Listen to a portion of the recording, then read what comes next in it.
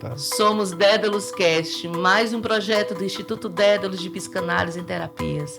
Eu sou Ana Felícia, psicóloga, psicanalista, diretora do Instituto Dédalus.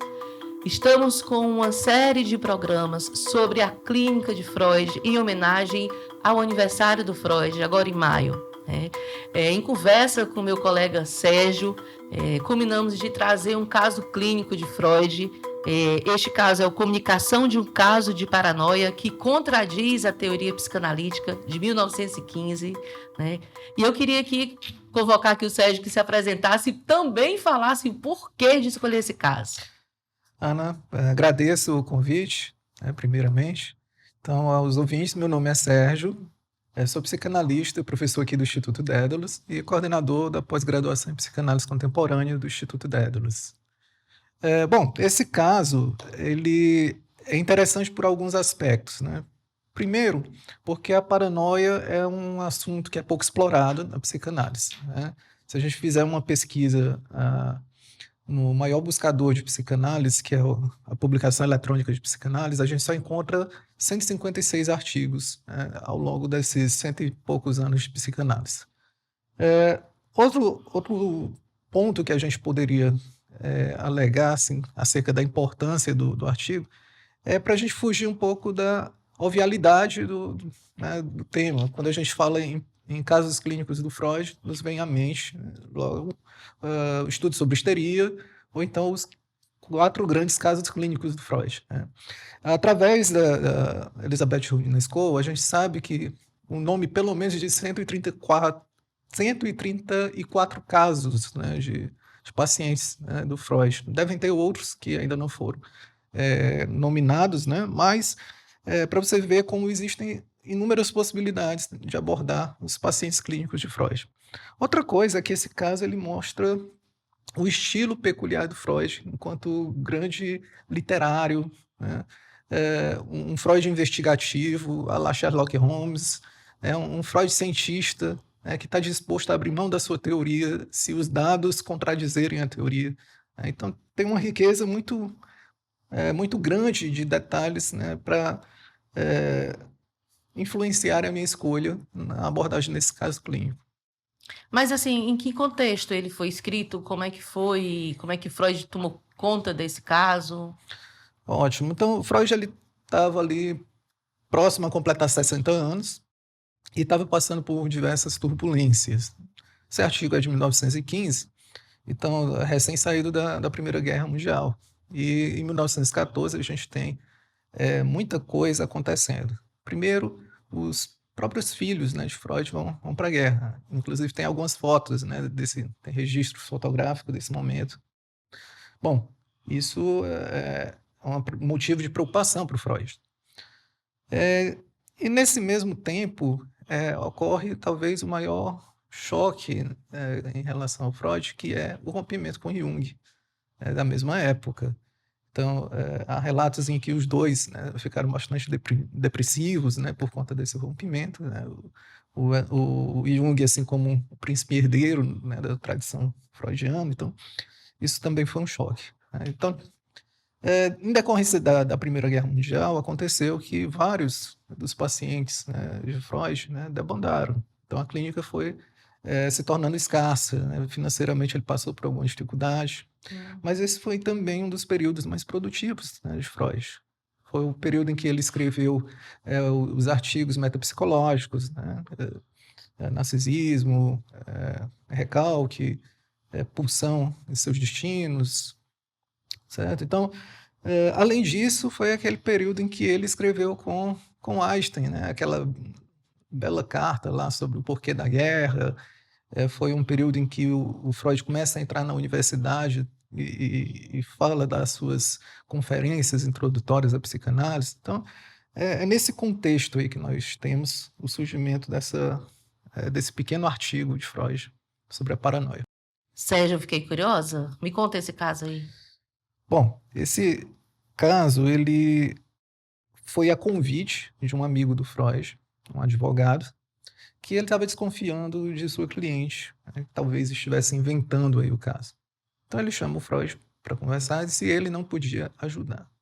Bom, a gente fica pensando assim, né? No período em que Freud estava passando por uma certa dificuldade financeira, então ele deve ter naturalmente aceitado aquilo de boa. O que que acontece? O caso era o seguinte: uma mulher de 30 anos, né, é, e o Freud até coloca que essa paciente é uma paciente bonita, feminina, que aparenta menos idade do que condiz com sua idade cronológica. Essa paciente, ela não tinha pai, o pai havia falecido, não tinha irmãos, e vive num relacionamento funcional com a mãe. Bom, esse paciente, ele começa, essa paciente, ela começa a se interessar por um rapaz do seu trabalho, e isso faz com que desperte algumas sensações persecutórias, algum tipo de ansiedade na paciente, e diante da investida do colega, ela acaba cedendo aos seus desejos e passa a frequentar o apartamento de solteiro desse jovem. Estando lá sentada com ele, nos finalmente da relação amorosa, ela ouve um clique e aquilo chama a atenção dela, faz com que ela pergunte para o namorado o que foi que aconteceu. Então ele apenas se defende dizendo que foi o relógio, né, que fez um barulho, no qual ele costuma acontecer. Então, até o momento, ela se sente tranquila com aquilo. Quando sai do apartamento, vai descendo as escadas e encontra dois senhores, um dos quais estava carregando uma caixa que parecia ser uma câmera fotográfica na mente da paciente.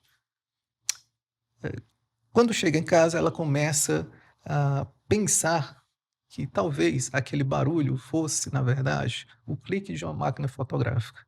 E isso desencadeia o surto paranoico da paciente. Começa a acusar o jovem, dizendo que ele tinha armado aquela situação para ela, para que, enfim, tivesse tirado suas fotos, ia espalhar para as outras pessoas. Bom, e aí o que ela decide é processar esse jovem. Ela manda diversas cartas para ele e faz com que o advogado entre com ação judicial. O advogado, já bem carimbado aí no assunto, ele chama a atenção do Freud. Então, Freud ele vai ter duas sessões com essa paciente. Na primeira sessão, ela fala justamente isso tudo que foi abordado, mas na presença do advogado. Na segunda sessão, ela explica que não era a primeira vez que ela tinha ido ao apartamento do jovem. Isso tinha acontecido antes. E isso fez com que o Freud começasse a desconfiar um pouco dessa situação. Então ela explica que depois da primeira visita, no ambiente de trabalho, ela encontra o jovem conversando com a sua chefe. E ela dá um detalhe, a chave de leitura do caso clínico, que é: essa minha chefe me tratava carinhosamente e ela tinha os cabelos brancos como a minha mãe. Bom, quem foi que perguntou, né? Foi ela que afirmou, na verdade. Então o Freud ele começa a desconfiar que, na verdade, se trata de uma relação triangular, certo? Que a gente vai deixar em suspenso para o próximo momento. Mas assim, para Freud, ele entendeu isso como uma paranoia dela? Como é que ele, nesse momento, ele já viu o caso? O que é que acontece? O caso clássico do Freud sobre paranoia é o caso Schreber. Embora ele nunca tenha conhecido pessoalmente o Schreber, fez uma interpretação psicanalística a partir dos seus escritos. E nessa tese que ele vai desenvolver no artigo, tem alguns pontos que são essenciais. O primeiro, né, que o paranoico, ele na verdade se defende contra os seus impulsos homossexuais. Esse é um ponto importante. O segundo ponto importante é que o perseguidor do paranoico, em geral, é alguém do mesmo sexo. Esse caso está um pouco diferente. Aparentemente, Que ela achava sendo perseguida pelo rapaz por conta do clique da máquina, né? Fotográfica que ela... Exatamente. Certo? E outra coisa importante, né? O perseguidor, ele representa alguém importante do passado. Então, você já matou a charada. Por que ele está dizendo que é diferente? Está dizendo que é diferente porque, aparentemente, ela é perseguida pelo jovem, e não por uma mulher. Sim. Então, o Freud ele se coloca em xeque nessa situação. Olha, se a nossa teoria estiver errada, eu mudo. E aí, o que acontece, né? A genialidade, né, do cientista, a transparência, a honestidade do cientista. Uhum. Bom, o que acontece é o seguinte, que é apenas uma aparência. Ele vai desvendar o segredo a partir dessa teoria. Tem algumas coisas que são importantes da gente pensar na paranoia, que é a questão dos elementos básicos de um sujeito paranoico. Então vai ter sempre uma espécie, né, de fixação, essa é a teoria do Freud, em um determinado momento do estágio do desenvolvimento, né, do desenvolvimento da libido. Né? Então, inicialmente, ele vai desenvolver a teoria de que as pulsões são desorganizadas, e aí é um movimento autoerótico, em que o prazer está voltado para essas pulsões, mas não é tão organizado assim.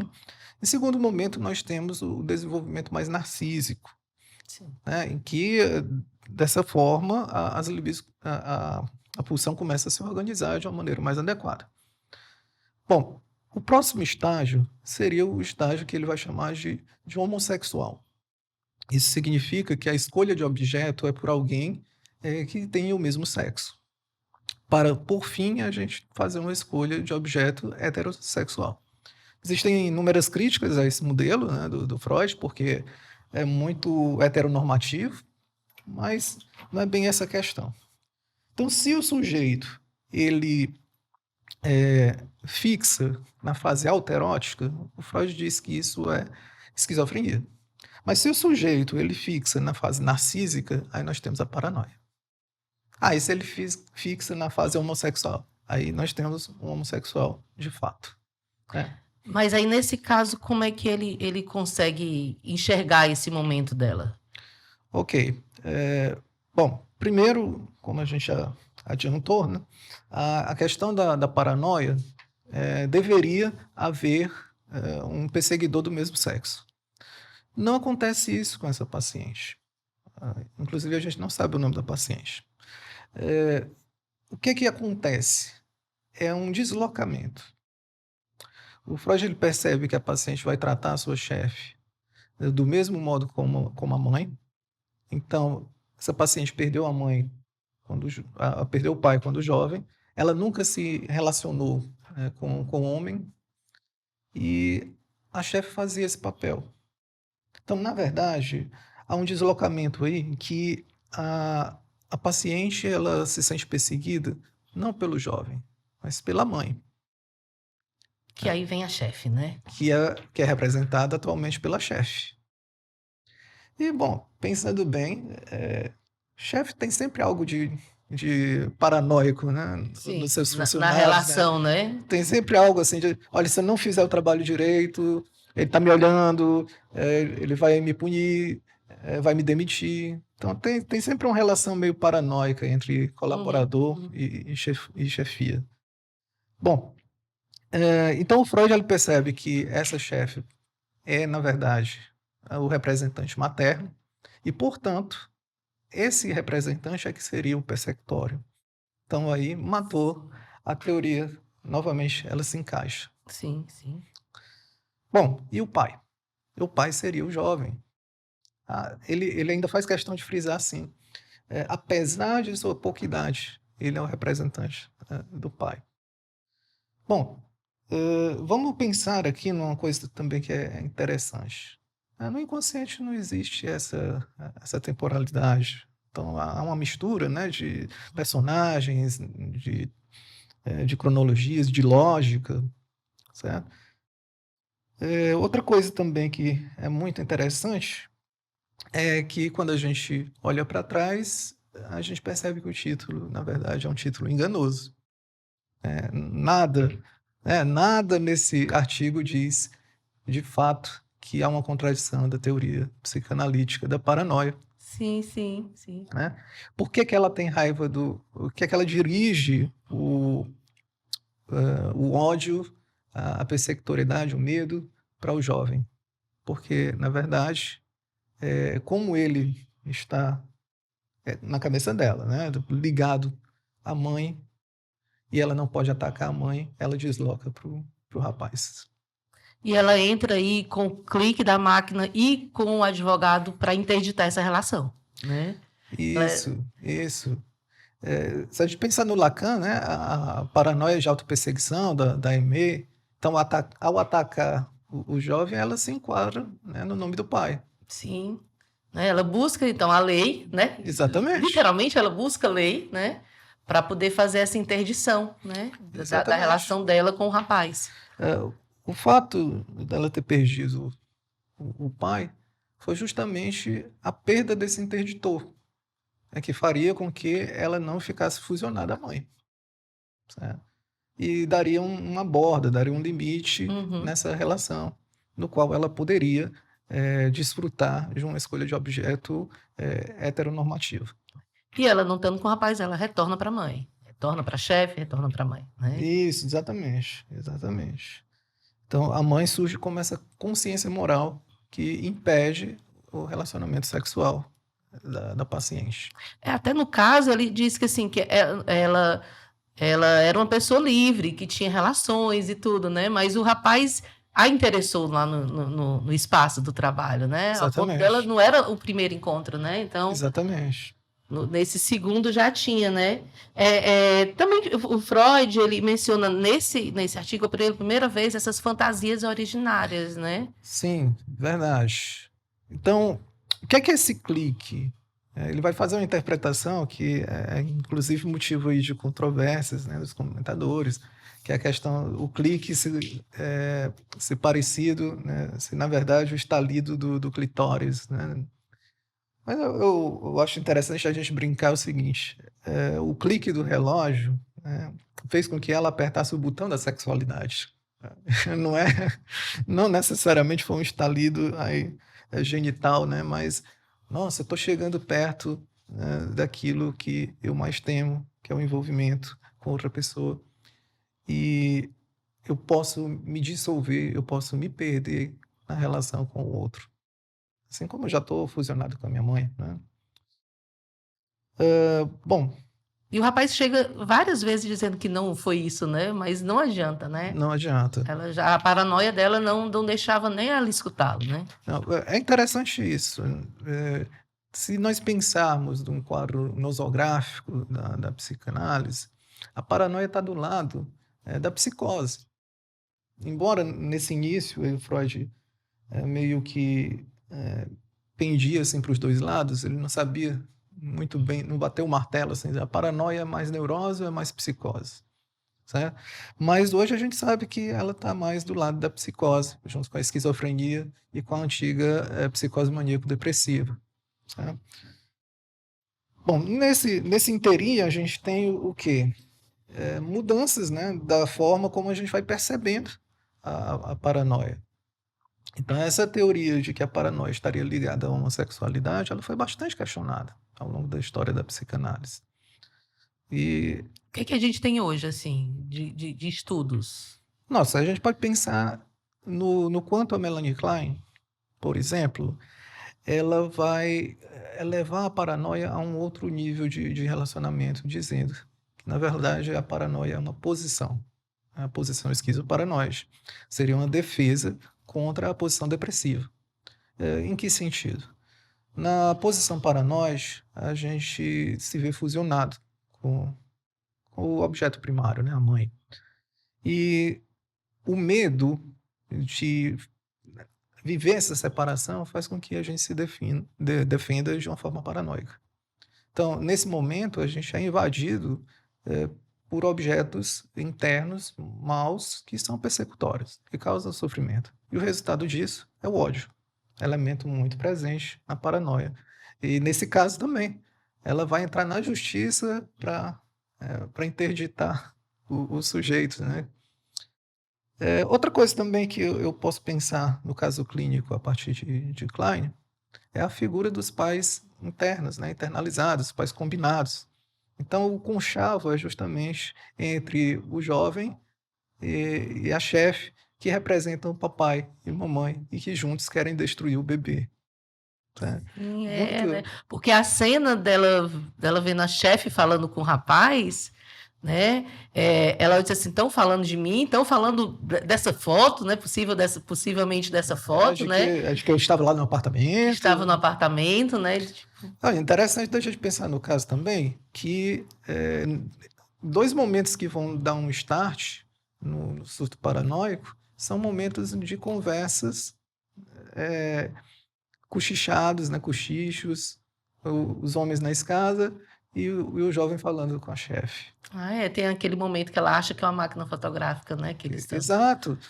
Isso lembra muito a questão da cena primária, do bebê, do garotinho que fica atrás da porta escutando os pais tendo relações e ele fica imaginando coisas. Os Estão sons, brigando, né? os sons, justamente o start do clique, tem mais a ver com a cena primária do que esse estalido genital que o Freud coloca na situação. Bom, e se a gente pensar com Lacan, né? Com Lacan a gente tem outra maneira de ver a paranoia. A paranoia é estrutural, né, do sujeito, o conhecimento é paranoico. Em algum momento da obra do Lacan ele vai dizer que a própria psicanálise, né, tem que fazer com que o sujeito desenvolva uma certa paranoia. O primeiro caso clínico do Lacan foi acerca da paranoia, né, o clássico Aimé. E a gente pode imaginar o seguinte, no primeiro momento nós temos a ideia, né, de que... Quer falar um pouquinho do caso, Aimé? Assim, para sim, poder falar, beleza, né? Para poder a gente passar isso? A Aimé é o seguinte, ela é uma funcionária da ferrovia francesa, que um tempo depois ela vai morar sozinha em Paris, porque ela começa a desenvolver uma certa fixação em uma artista famosa da época. E aí, um belo dia, ela fica aguardando a atriz chegar na porta do teatro e tira uma faca da sua bolsa e tenta atacar a atriz. A atriz leva alguns pontos na mão, mas não acontece nada demais. Entretanto, a Aimé ela é capturada pela polícia. Então, mandada para o hospital psiquiátrico, onde o Lacan fazia residência em psiquiatria, e ele começa a entender que aquele caso, na verdade, era um caso de paranoia de autoperseguição. Esse termo foi ele que criou, porque classicamente a gente tem paranoia de perseguição, né? A gente tem a paranoia de apaixonamento, né? Que é o delírio de apaixonamento, o delírio de ciúme e a megalomania. Né? Certo? E aí ele cria mais essa categoria, que é a categoria de autopunição. É interessante a gente pensar numa questão de superego. Né? O Lacan vai chamar isso de o grande outro. Sim. Tenho que atender a demanda do grande outro. E como é que surge essa demanda do grande outro? Passa pela relação com o nome do pai. Então, aquilo que o neurótico ele recalca, o psicótico ele vai fora-cluir. Ele vai projetar na realidade externa. Enquanto a esquizofrenia ela é invadida, o sujeito é invadido pelo grande outro, a paranoia o paranoico tem o seu espaço invadido. Então, é muito desconfortável para todos nós quando chega alguém nos encarando assim por algum tempo, muito pertinho, a gente fica meio incomodado. Agora, imagina o sujeito que se vê assim, que se sente assim o tempo todo. Então, é de enlouquecer. Certo? Então, todo o tempo invadido, né?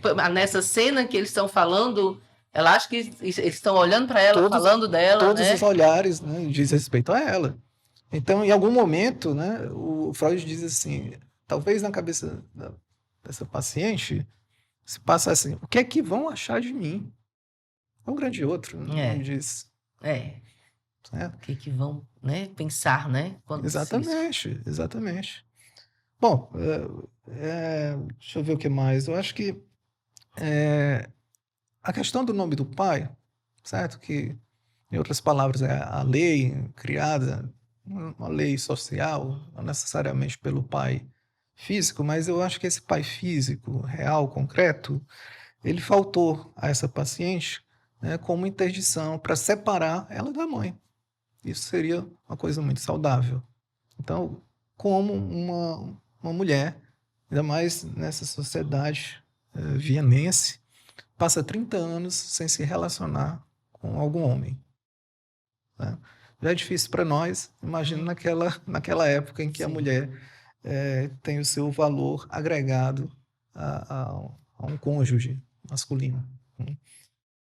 Bom, vamos pensar em outras situações, outras alternativas de interpretação. Além dessa ideia da defesa contra a homossexualidade, a gente pode pensar, isso aí é o Britton, que ele vai dizer o seguinte, que a paranoia ela pode se colocar como uma defesa contra a mudança. Vamos pensar na nossa paciente aqui ilustrativa.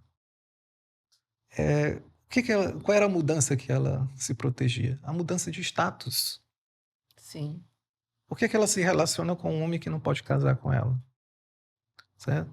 Além dessa mudança de status, essa mudança fusional.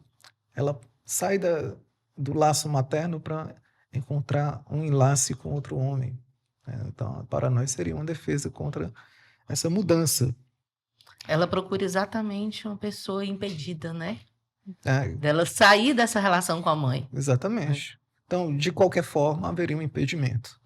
E como ela sente, ok, a relação dos dois estava tudo tranquilo, ela procura, né? A paranoia procura aí o impedimento, né? Sim.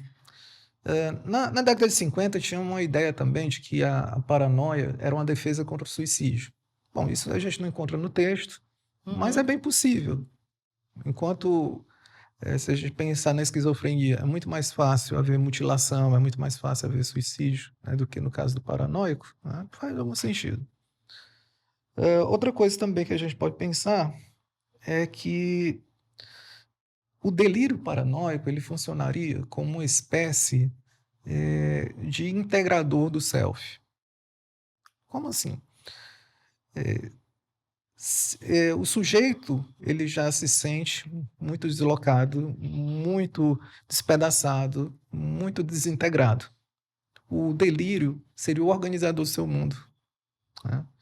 Então, olha, todas essas informações que a paciente começa a trazer, o clique, os homens na escada, o diálogo com a chefe, ela vai organizando isso de uma tal forma que faz sentido para ela. E esse sentido, como diria o Lacan, é um sentido a posteriori, é só depois. Não faz sentido agora. Ela precisou ir para o apartamento dela para depois, olha, peraí, tem alguma coisa errada. Outra coisa também que a gente pode fazer em relação eu acho interessante esse tipo de leitura, que é a gente pensar a paranoia relacionado ao masoquismo. Sim. Que é o processo, né, de estar, né? Gente, o caso do Lacan é exemplar. Essa paciente, através da sua consciência moral representada pela mãe, estava ali se punindo, nem que seja no pensamento, certo? E aí entra na justiça com um processo desse que não vai dar em nada, ela que vai ter que pagar. Né? Duas vezes, né? Ela está se punindo duas vezes. Né? Então, tem uma relação aí do masoquismo com a paranoia, que eu acho pouco explorado também na literatura, mas é bem interessante, assim, uma coisa que nos ajuda a pensar outros caminhos da paranoia. Acho que é isso. O do Daimé, ele entra naquele outro, né? Que o Lacan fala, né? Também da autopunição, não é isso? Isso, exatamente. É um pouquinho diferente do que vai acontecer com o caso das irmãs Papin. Uhum. É um caso em que o Lacan ele não atendeu essas irmãs, era de uma cidade do interior da França, e foi noticiado amplamente aí pelos jornais que eram duas irmãs, uma mais nova, outra mais velha, que assassinaram os seus A patroa, empregadores, né? A a patroa patroa e e a a filha filha, da patroa, isso. exatamente. Nesse caso, a relação fusional era muito grande. Inclusive, os jornais até noticiaram isso, que era como se uma fosse o duplo da outra, Sim. certo? Então, elas estão fixadas aqui no momento do desenvolvimento, né, que é muito primitivo. E aí, Sim, quem eram os perseguidores? As patroas, as patroas.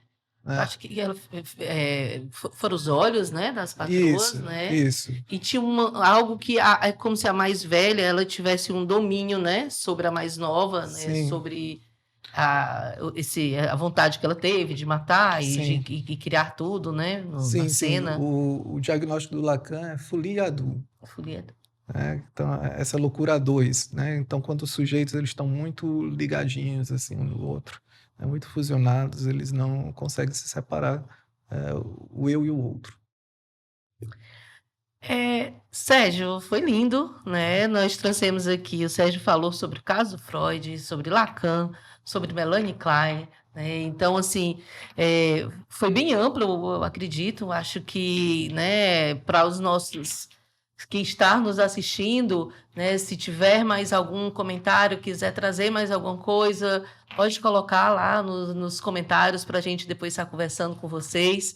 Eu quero muito agradecer esse momento aqui de muito conhecimento que você sempre traz aqui para o Instituto, né? E esse caso super diferente, né? Que na verdade não contradiz, né? Mas, Não, mas ele já cria a curiosidade da gente poder estar lendo e estar poder debatendo.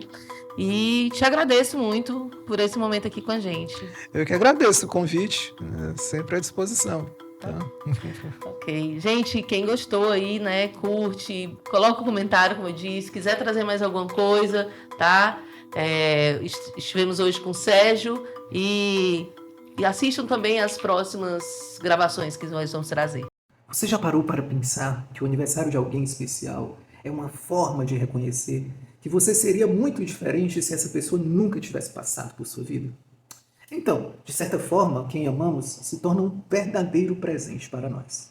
Sabe, dia 6 de maio é aniversário de alguém muito especial, Sigmund Freud, o criador da psicanálise. O homem que mudou a história da humanidade através do seu pensamento, das suas ideias. Celebrar essa data é reconhecer o quanto Freud impactou nossas vidas, mesmo que você não o conheça. Meu nome é Sérgio Nicoletti, sou coordenador do curso de pós-graduação em Psicanálise Contemporânea do Instituto Dédalus e quero te dar um presente. Celebrando o aniversário de Freud, se você fizer a matrícula em nosso curso entre os dias 4 e 11 de maio, durante a semana de aniversário do Freud, terá a isenção do valor da matrícula. Nossa pós começa dia 1º de junho e é 100% online e acontece em apenas um domingo por mês. Mais informações no site do Instituto Dédalus. Se presenteie com um curso que irá ampliar a forma de você ver o mundo.